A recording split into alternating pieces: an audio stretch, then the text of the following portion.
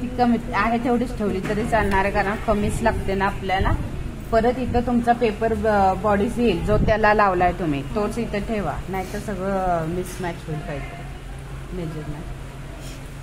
तोच basic body block इथे लावा, कळालं. आणि ए लाईन म्हणजे जसं पणा आहे तेवढं सगळं आपल्याला घेर लागतो इथं कापडाचा. बटर क्रेपचंच अस्तर यूज करायचं, याला कॉटन अस्तर आणायचं नाही.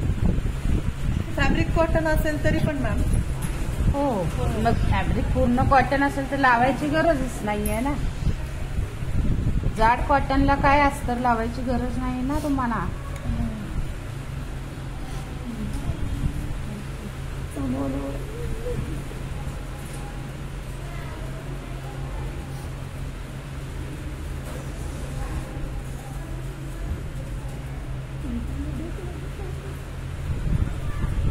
छान हवं.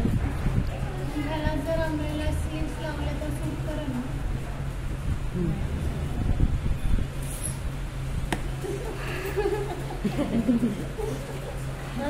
हे पूर्ण उंची तुमची जेवढी आहे तेवढी सगळी येणार आहे. हे सुद्धा अखंड राहणार आहे, इथं मध्ये कुठेही कट करणार नाही, कळालं.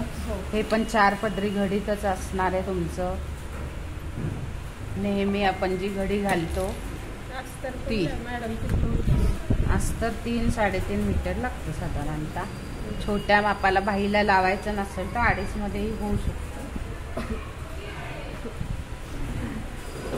उंचीच्या दुप्पट मी सांगितले कपडा किती लागतो तुम्हाला, उंचीच्या दुप्पट करायचा, प्लस 10-20 सेमी जास्ती घेतो आपण कपडा, बरोबर ना. आता स्वतः कॅल्क्युलेशन करायला शिका, कारण 1 महिन्याने तुम्ही घरी जाणार आहात. त्याचा बेसिक बॉडी ब्लॉक कसा काढायचा? तो पण असा साधाच प्रिन्सेस